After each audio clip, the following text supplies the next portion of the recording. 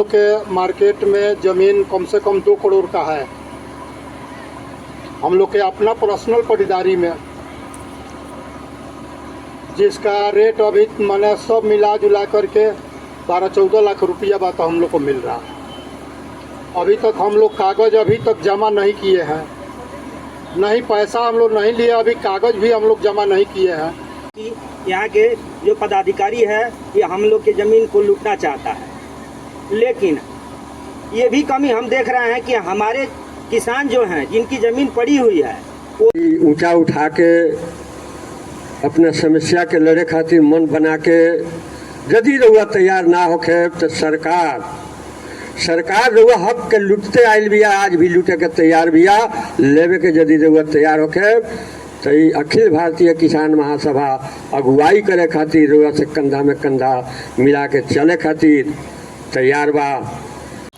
मैरवा के सम्मानित विधायक अमरजीत कुशवाहा जी, भाकपा माले के जिला सचिव हंसनाथ राम जी, किसान महासभा के जिला सचिव जयनाथ यादव जी, मंच पर उपस्थित अन्य साथीगण और इस किसान समागम में, किसान संवाद में उपस्थित गणमान्य किसान भाइयों, आप तमाम लोगों को मेरी ओर से क्रांतिकारी लाल सलाम, इनकलाब जिंदाबाद।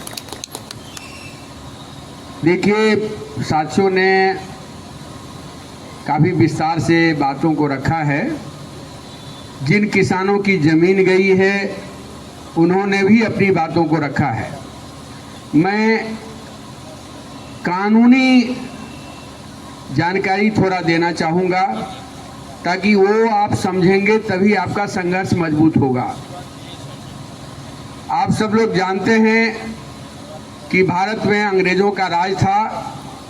अंग्रेज़ों ने 1894 में भूमि अधिग्रहण कानून बनाया था। 1894 में भूमि अधिग्रहण कानून बनाया था, जिस कानून का मतलब था कि किसानों का उसमें कोई रिप्रेजेंटेशन नहीं होगा, खाता न बही, जो सरकार कही वह सही। एक जोर जबरदस्ती के आधार पर अंग्रेजों के समय में किसानों की जमीन लेने का प्रावधान था। लंबी लड़ाई हुई, लंबे संघर्ष हुए, तब आप लोगों को याद होगा कि मनमोहन सिंह के सरकार में 2013 में भूमि अधिग्रहण कानून पारित हुआ। 1 जनवरी 2014 से land acquisition, rehabilitation and resettlement act पारित हुआ। भूमि अधिग्रहण, पुनर्वास, पुनर्स्थापन कानून 1 जनवरी 2014 से लागू हुआ। ये कानून ही सर्वोपरि इस देश के लिए अब है।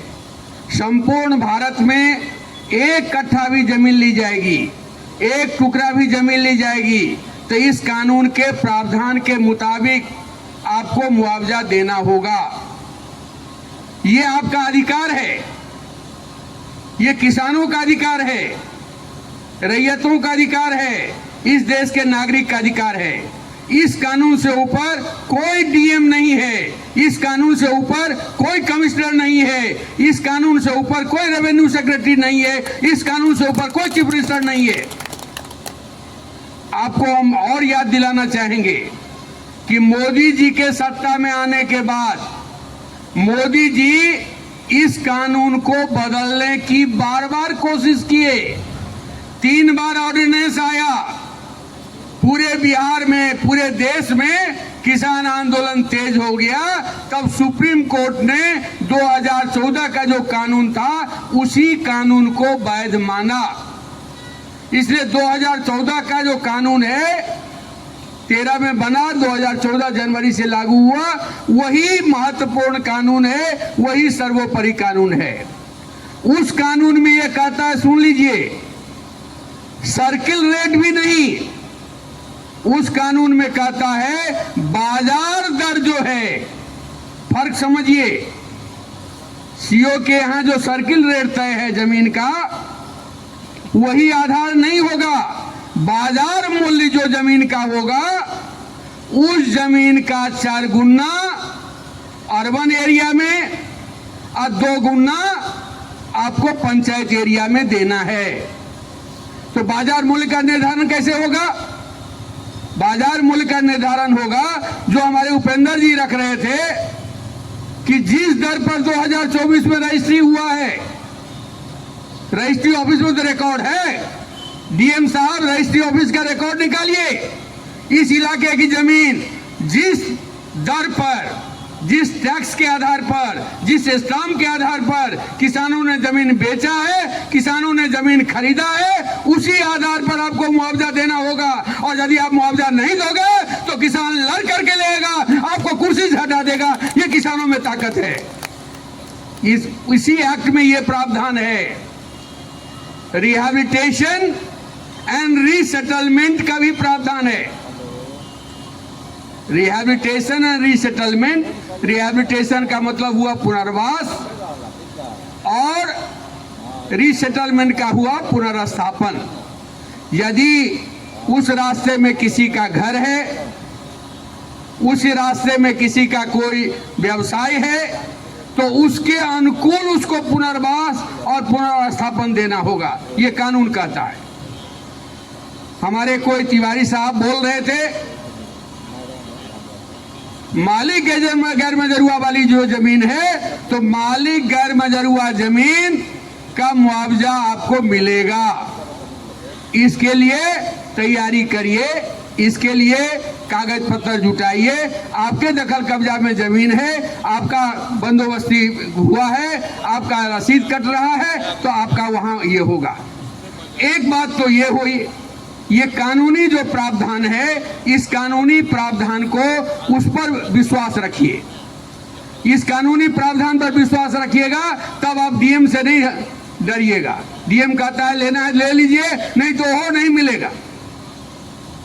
ये गैर जिम्मेदाराना स्टेटमेंट है, चाहे सीओ का हो, चाहे डीसीएलआर का हो, चाहे भू अर्जन अधिकारी का हो, चाहे डीएम का हो।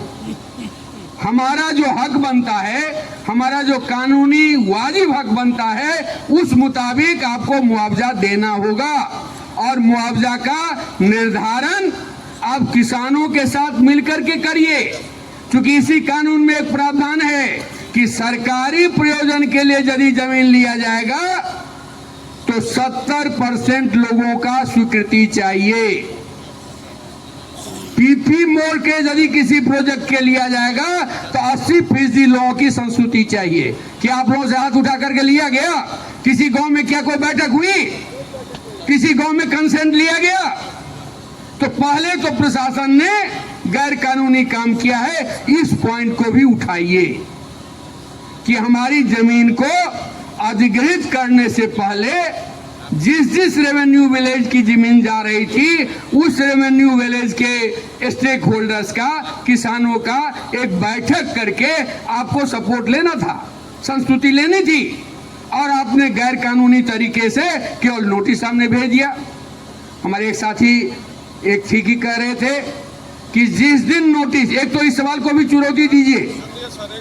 हाँ, देखिए आप जो कह रहे हैं ना कि 2013-2014 उसी के मार्केट रेट का रेट निकाल कर सरकार ने दिया है, लेकिन अब सुप्रीम कोर्ट नहीं, मैं दूसरी बात कर रहा हूँ।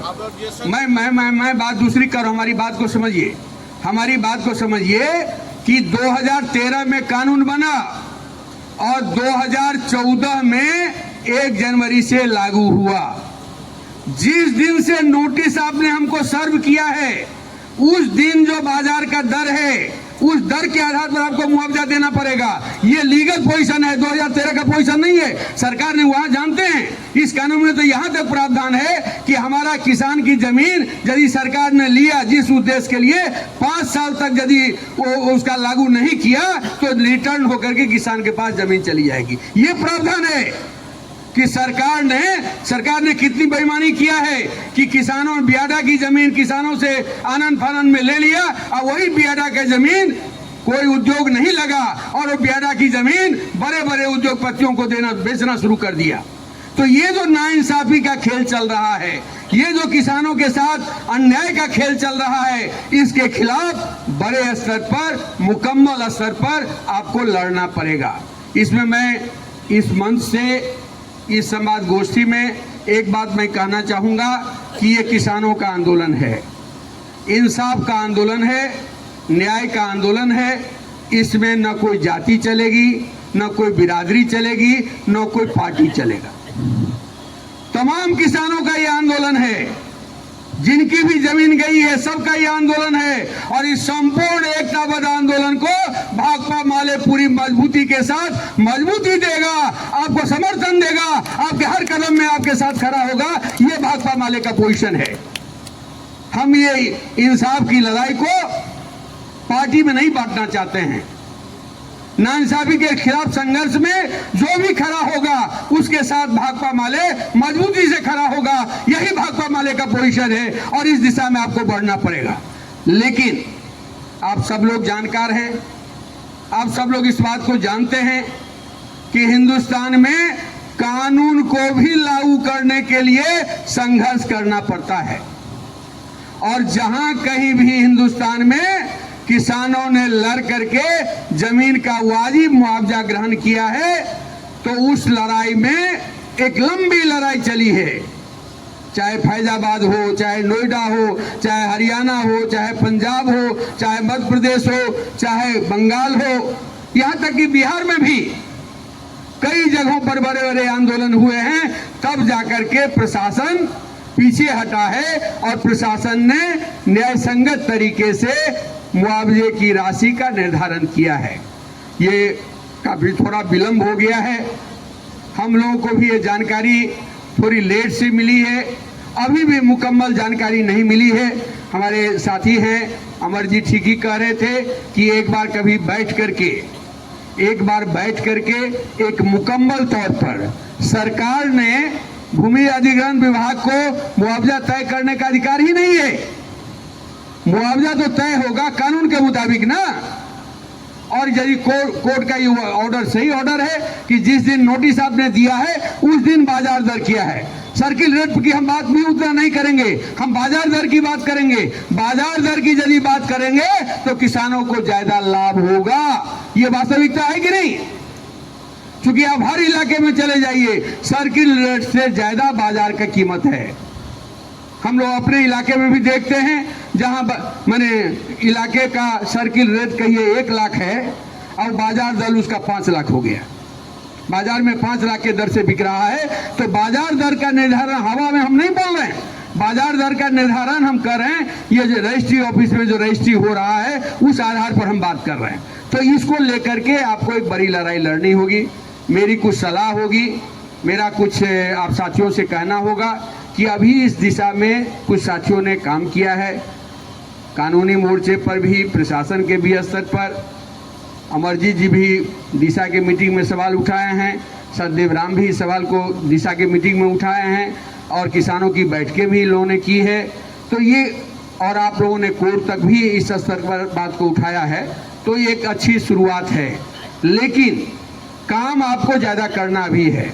पहली बात तो सिवान जिला में कितना रेवेन्यू विलेज इससे प्रभावित है, सिवान जिला का कितना रेवेन्यू विलेज इस भूमि अधिग्रहण के दायरे में आता है, उसका एक रिकॉर्ड आपको बनाना पड़ेगा। किस रेवेन्यू विलेज में कितना परिवार प्रभावित है उसकी पूरी लिस्टिंग करनी होगी। और अपने स्तर पर भी आपको डेटा कलेक्ट करना होगा रजिस्ट्री ऑफिस से, और तब अपनी ओर से ये क्लेम करना होगा कि 2024 में बाजार का दर ये था और इस दर के मुताबिक किसानों को मुआवजा मिलना चाहिए। ये एक समग्र एक तैयारी आप यदि करेंगे तब उसको लेकर के एक स्ट्रॉन्ग डेलीगेशन पहले डीएम से मिलिए। विधानसभा का सत्र फरवरी में शुरू होगा, फरवरी में सत्र शुरू होने से पहले एक स्ट्रॉन्ग डेलीगेशन स्टेक होल्डर्स का भी, माने किसानों का भी, आपके 2-3 विधायक रह सकते हैं, आप लोग जाके डीएम साहब को मिलिए, लेकिन बढ़िया से वर्कआउट करके एप्लीकेशन बना करके। और उस पर यदि डीएम की ओर से पहल नहीं होती है, रीसेटलमेंट के लिए कोई स्पेशल मीटिंग नहीं बुलाई जाती है। रीसेटलमेंट के लिए उनको स्पेशल मीटिंग बुलाना है, स्टेक होल्डर्स को बैठाना है, सीओ को बैठाना है, डीसीएलआर को बैठाना है, एक लैंड एक्विजिशन ऑफिसर को बैठाना है, और तब जाकर के वहां सेटलमेंट का एक माने आपको फॉर्मूला निकालना है। ये यदि नहीं होगा तब इसको लेकर के विधानसभा के इस बजट सत्र में भी मजबूती से इस सवाल को उठाया जाएगा। इसलिए इस दिशा में आप सब लोग, मुझे लगता है कि इसमें हमारी पार्टी के सभी साथी लोग आप लोगों के साथ मजबूती से रहेंगे। किसान महासभा के साथियों ने कल से प्रचार जत्था निकाला था और आज ये किसान संवाद हो रहा है। इसके बाद हमारे साथी लोग कोशिश करेंगे कि उन तमाम पंचायतों में एक पदयात्रा हो। उन पंचायतों में पदयात्रा करते हुए हम यहाँ से मशरक तक जाएंगे। ये 2 खंड में चल रहा है, एक माने सिवान खंड का इधर का इलाका है और एक कहिए मशरक तक का है, मलबलिया के आगे या वहाँ तक। तो उस खंड में भी किसानों को जोड़ करके जितनी बड़ी एकता होगी, जितनी बड़ी एकजुटता होगी और जितना बड़ा संघर्ष होगा, उतना ही प्रशासन पीछे हटेगा। भूमि अधिग्रहण में मुआवजा का सबसे बड़ा फॉर्मूला यही है। यदि आपकी ताकत रहेगी, आपके आंदोलन में तेज रहेगा, आपके आंदोलन में धार रहेगा, आपका आवेग रहेगा, आपके साथ जन समुदाय रहेगा, तो सरकार को बाध्य होना पड़ेगा, डीएम को बाध्य होना पड़ेगा। ये इस आंदोलन का सबसे बड़ी गूढ़ चीज है। इस दिशा में कैसे बढ़ा जाए, इस दिशा में कैसे तैयारी किया जाए, मुझे लगता है कि हम सब लोग इस दिशा में बढ़ें। हम सब लोग इस लड़ाई में साथ रहेंगे, निश्चित रूप से लड़ेंगे और जीतेंगे। लेकिन हमारी एक अपील होगी कि आप सब लोग मिलकर के एक संघर्ष समिति बनाइए। संघर्ष समिति का विस्तार भी हो सकता है, और भी दायरे के लोग आएंगे तो उसका और विस्तार किया जाएगा। और फिर डीएम के यहाँ 17 तारीख को किसानों के सवाल पर एक प्रदर्शन हो रहा है। उस प्रदर्शन में भी इस प्रश्न को मजबूती से उठाया जाए और तब जाकर के और भी आगे की रणनीति क्या हो सकती है, नेक्स्ट टाइम उस कमेटी की बैठक हो, उस संघर्ष समिति के बैनर से आंदोलन होगा। हम लोग को इसमें कोई आपत्ति नहीं है। किसानों का संघर्ष समिति रहेगा, उस किसान संघर्ष समिति के बैनर के जरिए वो आंदोलन चलेगा और आपके आंदोलन के साथ अमरजीत जी रहेंगे, आपके आंदोलन के साथ सतदेव राम रहेंगे, आपके आंदोलन के साथ अमरनाथ यादव जी रहेंगे और आपके आंदोलन के साथ जयनाथ यादव रहेंगे, आपके आंदोलन के साथ संपूर्ण भाकपा माले रहेगा, आपके आंदोलन के साथ संपूर्ण किसान महासभा के लोग रहेंगे। और सिवान से जो आवाज उठी है वो पटना तक गूंजेगी, मुख्यमंत्री तक गूंजेगी। यही उम्मीद के साथ मैं अपनी बात समाप्त करता हूँ। इनकलाब जिंदाबाद, किसानों का एकतावाद संघर्ष जिंदाबाद।